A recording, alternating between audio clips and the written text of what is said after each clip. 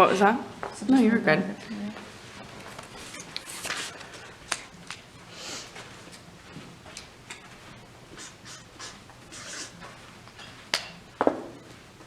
All right, so we will begin Module 5. That is on page 61 of your participant manuals. We will go over the learning objectives here. So by the end of this module, you will understand how to use data from the Carter questions to identify performance and accountability. You'll be able to learn and identify how to calculate success for the CSBG network in 2 ways. You'll learn what baseball teaches us about measuring performance. You'll identify industry standards for performance, identify measurement tools and processes, and practice matching outcomes and indicators to measurement tools and processes. We'll be thinking about how to identify what success means to all of us and considering how to identify our own agency's success rates.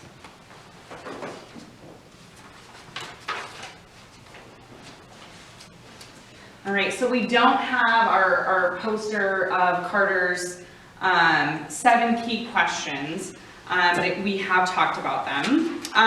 So we're going to specifically be thinking about questions 1, 3, and 6 as a basis for calculating performance and establishing accountability measures. Do I have a volunteer to read the questions in the gray shaded box on page 62 in your participant manuals?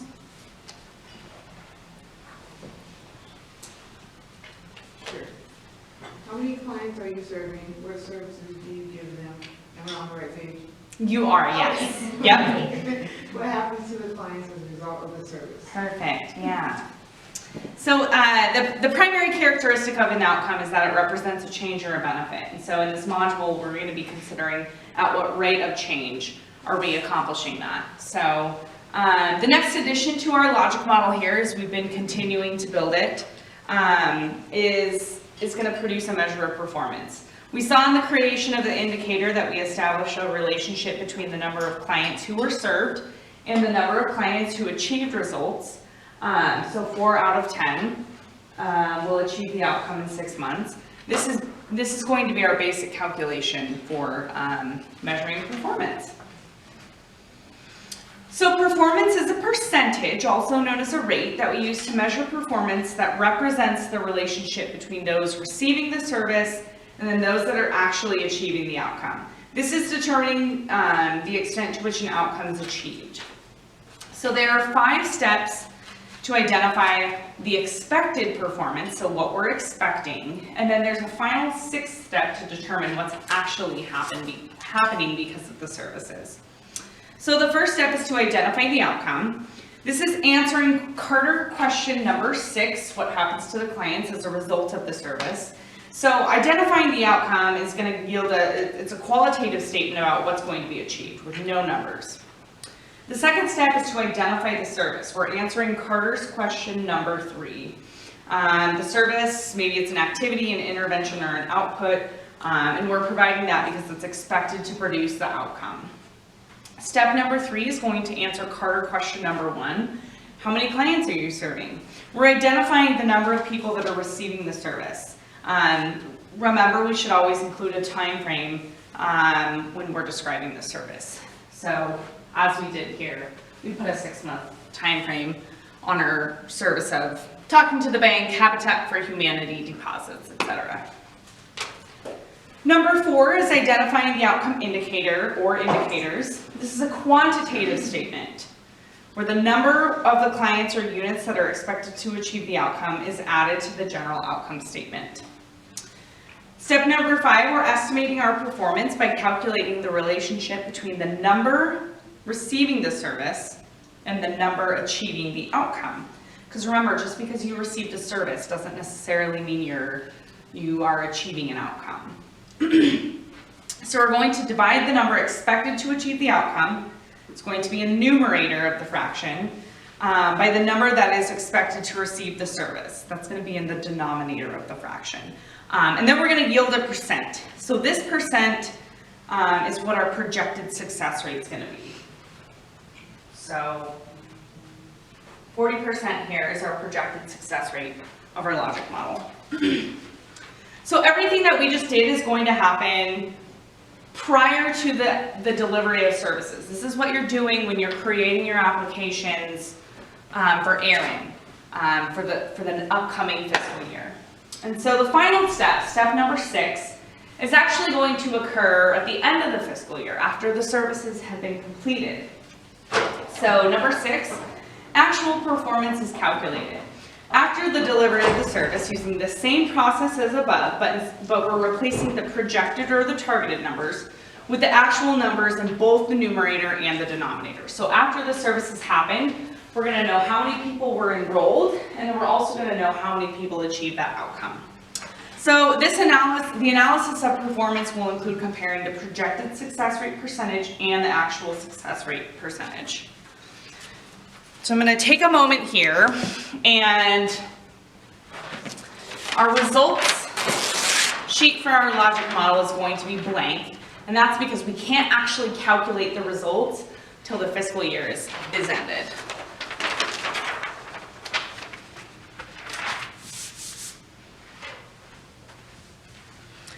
And then I'll make an R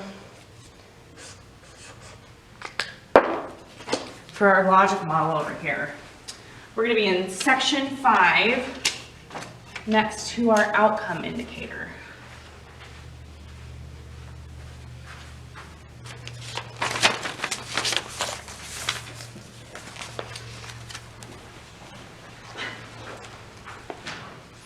All right, so we are now on page 64 at the top, establishing targets and measuring performance as an example. So we're going to use an example of a family self-sufficiency program to kind of walk you through how to estimate your performance and then how to measure your actual performance. So we have a family self-sufficiency program, and they have enrolled 20 families. That's going to be in our denominator. 20 families here in the denominator. They're going to receive case management services over the next 6 months, because remember, it's always important to include a time frame when we're talking about our service.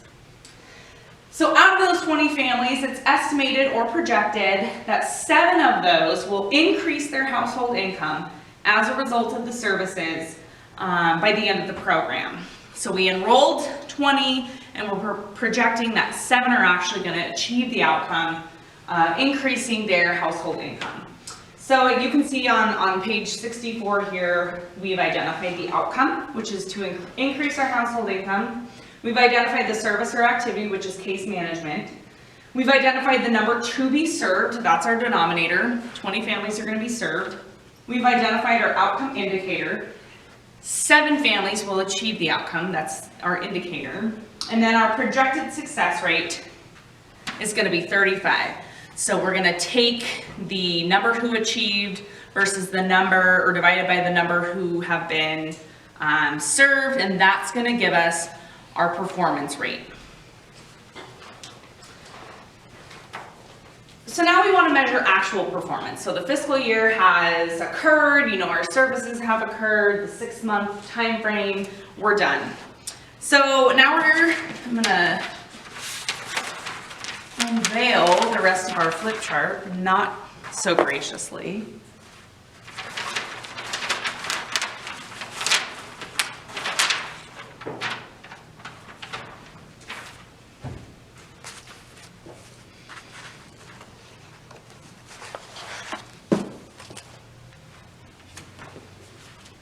Okay, so the service has been provided, we're ready to calculate the actual performance. Remember, this is going to require follow-up. So the number was actually 5 families that achieved the outcome. So we projected that 7 were going to increase their household income, but really actually only 5 of them did. So our actual performance here is that 5 people increased their household income out of the original 20 that were provided the service. When we turn that into a rate or a percentage, we get a 25% success rate as our actual performance. So I want to remind you that results are always found after the program has been completed, and so sometimes the results column is going to be empty when we're using the logic model for planning. So now we're going to take this a little, a step further, because you can see that we haven't talked about two of these percentages on our flip chart here. So the question is often raised, when does a client actually become a client at your agency? This is a decision that you need to establish at your agency because it has a very important place in the discussion of performance. If you projected service to 20 families, right, you're providing that case management self-sufficiency to 20 families, but let's say you actually only end up serving 15, it's going to affect your performance calculation. If you provide service to 20 families and 5 of them drop out, will you still use the number served? 20 is your denominator. The answer to this question depends on what you're counting and what story you want to tell. So if you are managing your program using results-oriented practices, which we hope you are, you will want to know how many individuals you will need to serve to achieve certain goals. Let's assume that some individuals who enroll will not complete the program. All right, so right in the middle of page 65 in your participant manual, there's a bold heading that says, how does this dropout affect your performance rate? So, for example, if of the 20 families that were enrolled in that self-sufficiency program, you find that at the end of the program, 15 families actually completed all the requirements. So 5 of the families maybe didn't meet all the requirements, maybe they didn't come to all their meetings, whatever. 15 actually completed that. Are you going to use the 20 as the denominator erase, or do you switch that for 15? We saw previously that the actual performance rate for this program is 25%, 5 out of 20. 5 actually completed the outcome out of 20 families being served. If the Community Action Agency only counts those that completed the program, which is 15, it's actually going to inflate the success rate from 25 to 33%.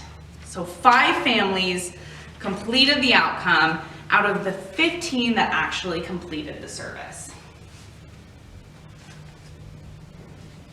All right, so which fraction do you guys like better? The 5 out of 20 or? And numbers can be manipulated, of course, but for internal purposes, I would want to use the 520. Externally, I'd probably want to use the 550. But they're both valid. I mean, I see what you're saying. Yeah. Yeah, because to me, the first one, the 25%, is more a reflection of what's going on with how many people that you actually just encounter. Right. But when you get deeper and people that you're having regular contact with, probably 33% effectiveness is even, more accurate for what you're doing with the inside Right. work, right? It really is going to depend on who I'm talking to. If I'm talking to a funder, I'm probably I going think to. a part of it is if they began the program, that's different than if they never got into the program. If you anticipated you were going to serve 20 and only 15 signed up, that's a different ballgame to me. But if 20 actually engaged in the program and you had 5 who didn't finish, then I think you ought to count it because they were at least involved in the program to some extent. Yeah, and I agree, because I think it's going to formulate or inform how I'm going to provide this. Why did they drop out? Did our agency not meet the needs, and do I have to inform differently because they dropped out? Right. Or do I need to advertise more because only 15 of the 20 I thought I was going to get? So it does inform, so I guess you do need both of those. Which is why you have to count everyone. Yeah. Because it does make a big difference with, first of all, what story you want to tell. Mm-hmm. Because yes, people have been known to tell their story can look different depending on the data they use. And because then with, like you said, with those 5, why? What happened? Did they, was it that they Did they move? misunderstood? Did they, yeah. Yeah. So it's that, so then it also helps with advertising and that kind of stuff and outreach and, the other part of that story. But I think there was some confusion early on with CAP 60 that we had to track every single person who walked into our agency, regardless if they received CSBG funding or not. And that guidance shifted a little bit. They said, no, we're not going to count the thousands of people that walk through. We're going to count the ones that you think you're going to use with CSBG money. And that really helped. I think it kind of weeded out some subs though, that were like, I'm not doing that. We're like, okay, that's fine. Well, that's why it's important to have these discussions about when does a client become a client? Because if we are, if this number becomes every single person that walks in our door, I can guarantee you our success rate, it's gonna just continue to get lower. Because are they actually receiving a service? Is all this actual performance number is telling us is how many people our staff are interacting with versus how many people are actually completing the programs that we're providing, engaging in the case management services. So yes, you know, as Erin and Shauna, Susan, you've all said, both of these have a place in how we are operating our agency and our programs, and they're telling us very different stories. And they're both valuable too, because if you only focus on the first one, then I think the danger in that is that you could be encouraging your staff to say, oh, don't write down every person you interact with, right? Right. Yeah, exactly. But at the same time, like I worked with the YMCA. They had a youth program. They used X amount of CSBG dollars to increase scholarships.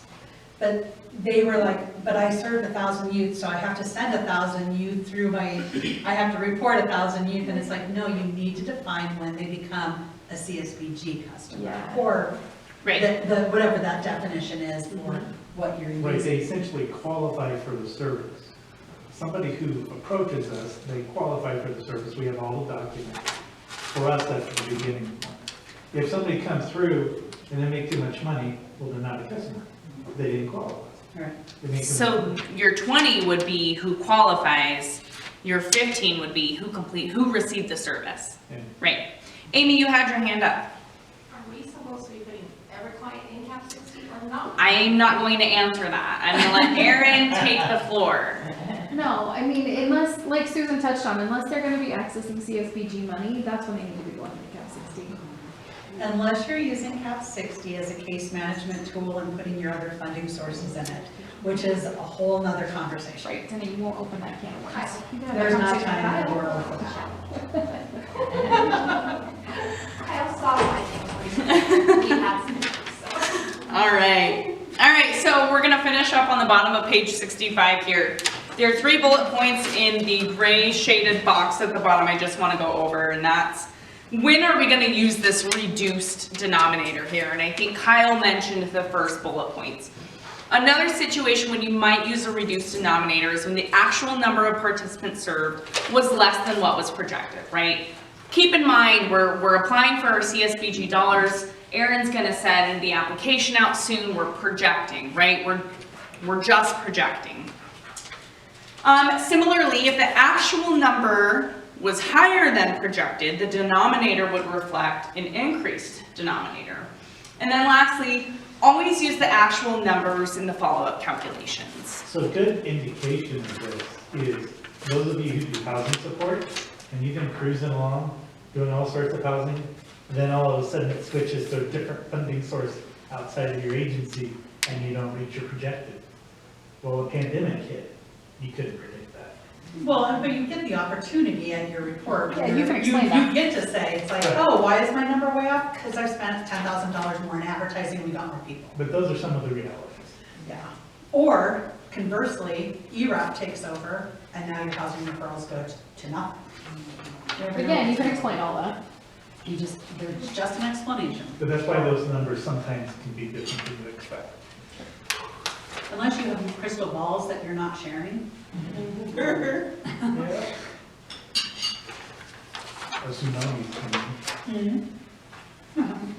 All right, we'll get going on page 66 with a short activity. This is really, this activity on this page is just walking us through how to get our projected success rate. And remember, a rate is a percentage, a number.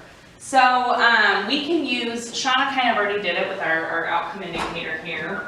A is going to be our projection of the number of persons expected to achieve the outcome here. So how many did we project that are going to be able to access this affordable housing? 4, right? How many were we going to enroll in all of our services there? That's going to be B. 10. Okay, and then this AB is going to be a percentage, which is 40% within our C time frame. 6 months, awesome. So this is exactly how we are projecting our success rate when we're creating our logic model applying for our funds. So important reminder, once the service is actually complete, you're going to convert this statement by using A, the number that actually achieved, and B, the number that were actually served. And then the calculation is going to be the percent of success. Once again, going to be very important for you all to decide when is your client going to become a client and what percentage are you going to want to use. Okay, I'm going to ask a question I'm afraid is going to go into the weeds, and I apologize ahead of time. But how, if you're doing annual reports, and 3 months of your case management was in fiscal year 21 and 3 months was in fiscal 22, how do you report final year annual reports? Are they just marked in cap 60 as not complete at that point? Isn't that the rollover? I don't know, that's what I. Okay, repeat your question. So if you're doing your year Right. report, 3 months was in one fiscal year, 3 months, you gave us. Are you talking about calendar year or fiscal year? Fiscal years. So your 6 month case management, 3 months, the last 3 months of your fiscal year, the first 3 months of your next fiscal year, when you go to report on that fiscal year for your annual report, does cap 60 just report those ones who are not finished in their 6 month time frame Meaning as not complete? Yeah, I believe so. you served a client in fiscal year 20 and They didn't complete until Didn't fiscal complete in 21, that's 21. accounted for in cap 60. It shouldn't be accounted, it should be accounted for in your annual report as what was accomplished. So that's a good idea to talk about when is your client a client only after they have received the entirety of the case management, which would not be the first I 3 months. understand what you're So, saying. Okay, thank you. that's my interpretation. Erin may have different. Yeah, because it's Guidance. obviously it's in different years, and if they're not finished, that's okay. You still serve them Right, for you 3 still- months. yeah. And I know that the annual report does come out after, so I don't know, it seems I like a think that part of it logistical depends on problem. when you complete the goal. Yes. I don't know. Yeah. Muddy waters. Okay. Okay. All right, let's do an activity. Let's break this up and do a fun activity. Let's talk baseball. Yay. Yay. All right, so we are on page 67 of your participant manuals. All right, who knows what does it mean to bat 1,000?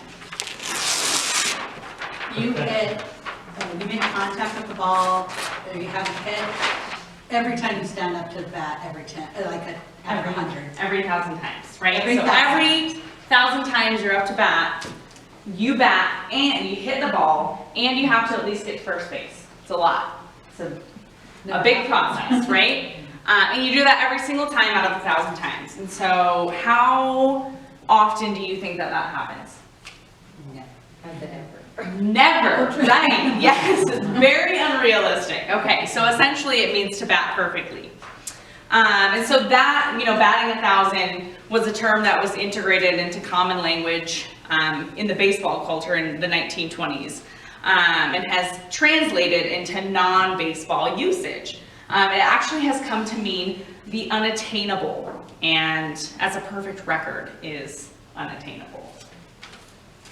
All right, so if you turn to page 68 with me, you will see a copy of Yogi Berra's baseball card. It's very blurry, but we will get you your own baseball card soon.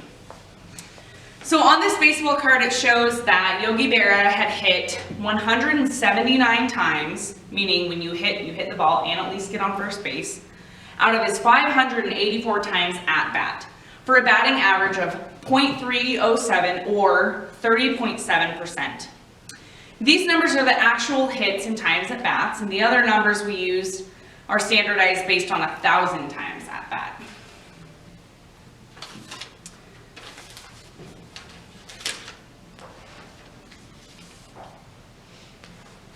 Okay, so if you look at the bottom of the page, Yogi Berra, as we said, successfully hit the ball and got on base 30.7% of the time in baseball. And a bat means is that Yogi Berra was a superstar. But unless baseball taught us that 30% was highly successful, we may have thought of him as a failure. So we're gonna see, I'm gonna pass out some cards here, and we're gonna see how everyone in this room does. And so as I'm handing out these cards, there's gonna be stats on the back.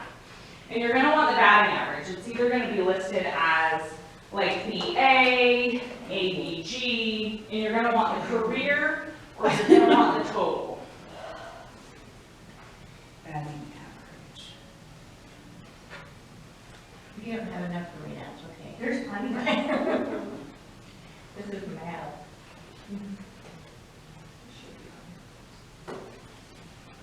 Shauna, Aaron, do you want a card? Let's do it. Let's do it. I like it.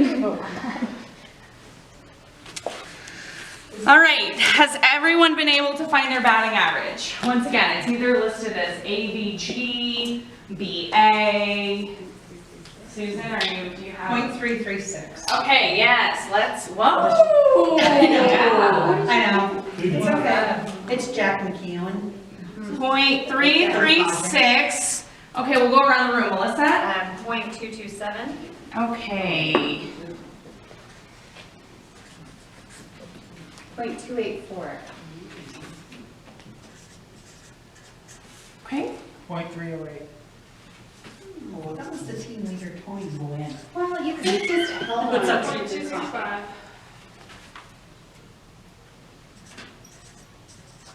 .255. .233.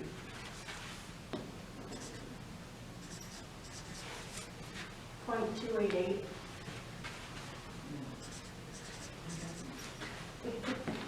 .282.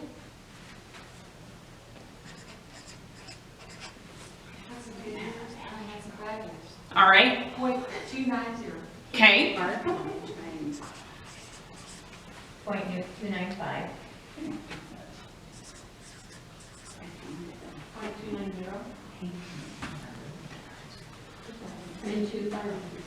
What was that? .252. Okay. .276.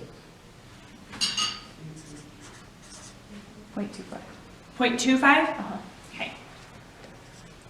Susan had a manager's card, so hers was a full team. I was like, this is insane. Actually, in 1989, the Tony Gwynn had the highest batting average, Which was? Which was? .336. Okay, so that's a legit batting average. He was the very best in all of basketball.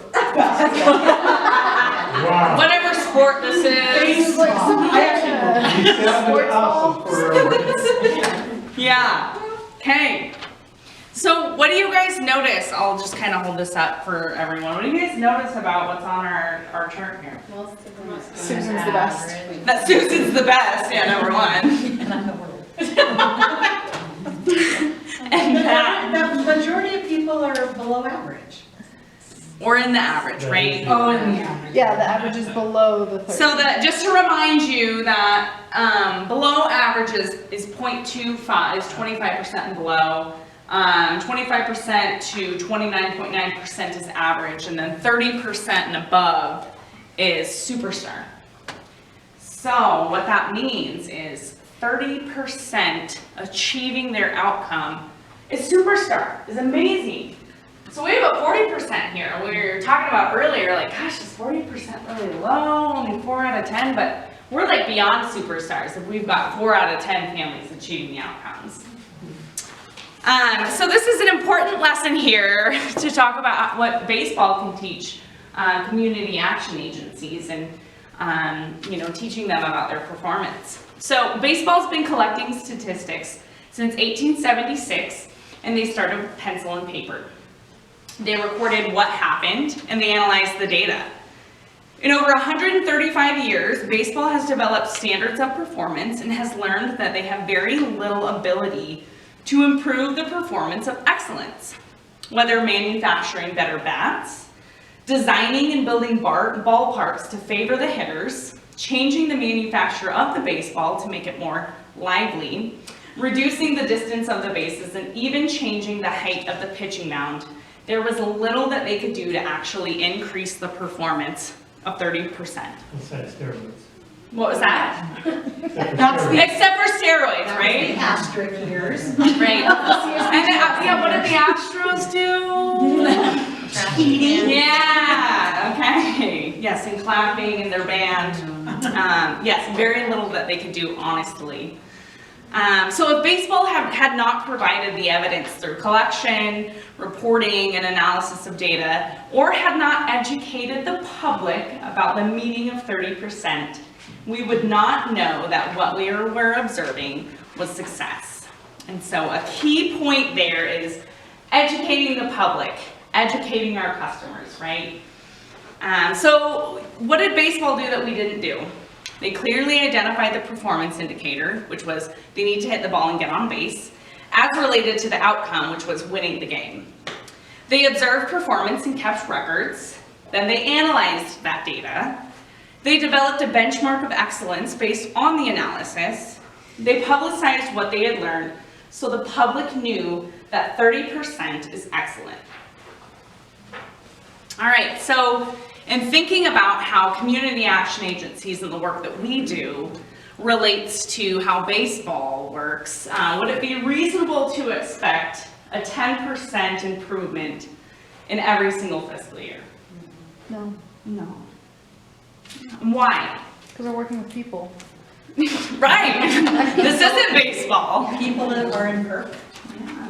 People move. People pass away. People Things get, like COVID happened. things like COVID happen and you can't predict things and there's things you just don't have control over. Absolutely. And you know, success doesn't necessarily just mean a super high percentage, right? Especially when we are talking about people's lives, when it's literally a matter of life and death. All right, so if you guys will turn to page 70 with me in your participant manuals, we're going to talk about success in different industries here. So we will just go through this together as a group. And we'll do the first one together. So what this is saying, this is just a kind of a little activity to talk about what success percentages look like in different industries. So executive management recruitment, what percent get placed? Does anyone have a guess?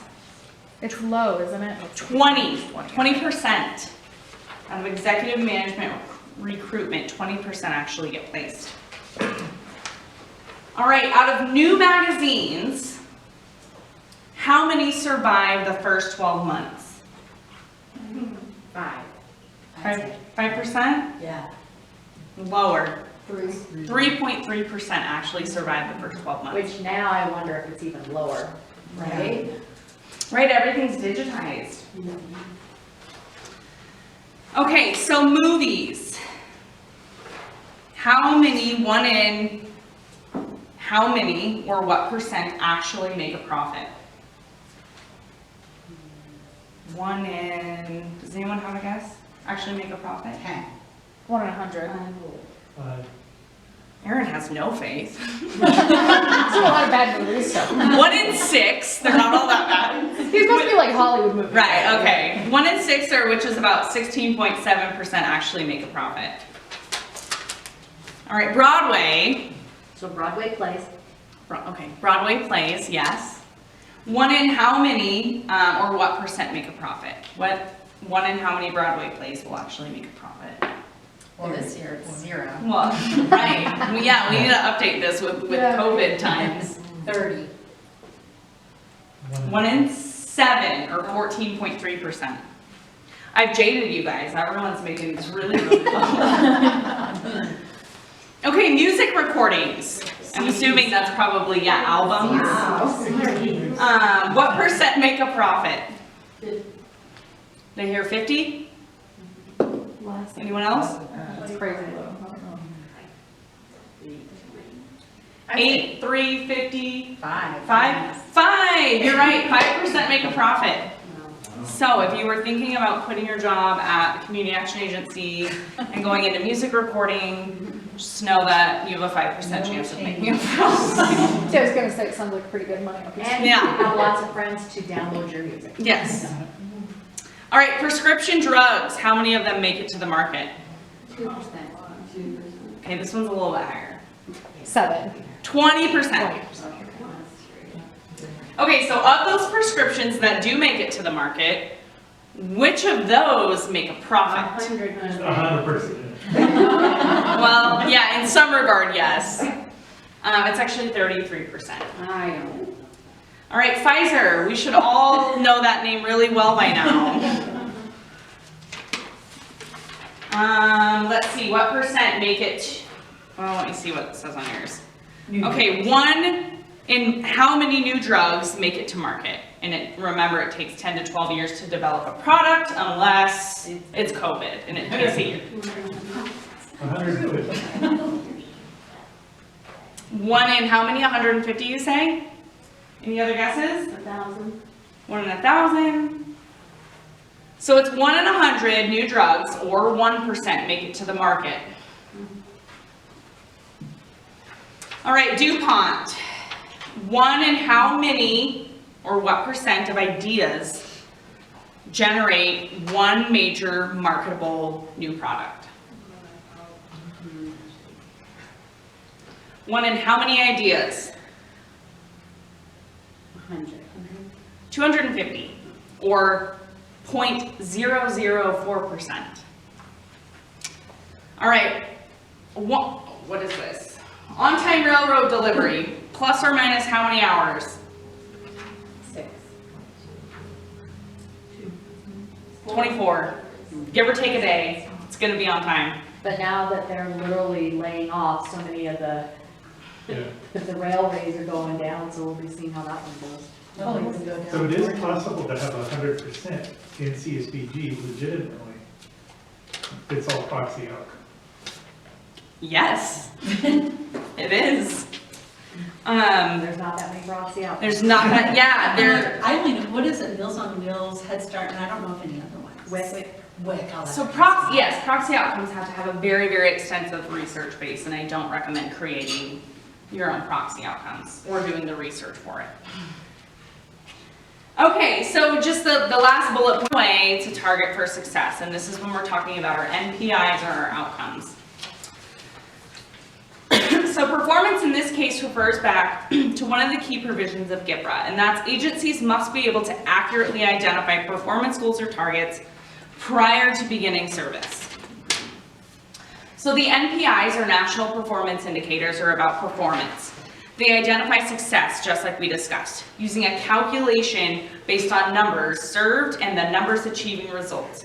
This page introduces a different kind of success, and that's the ability of an agency to know how many outcomes they will produce, not necessarily how many clients they're serving.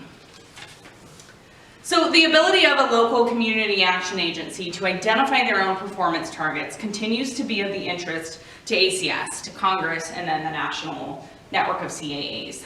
The activity of engaging in successful targeting fulfills an essential need for compliance with the elements of GIPRA of 1993. That came from NASCASP's 2009 NPI instruction manual, and I believe that there have been revisions since that. In this performance calculation, you will be comparing the number of targeted or projected outcomes, which becomes the denominator, with the actual number who achieved those outcomes, which is then going to become the numerator. So the calculation does not use the number of those receiving services, just the number of outcomes. This measurement is designed to identify the ability of each community action agency to project their performance. Your ability to manage your programs efficiently and effectively depends on your ability to accurately project how many outcomes you expect to document.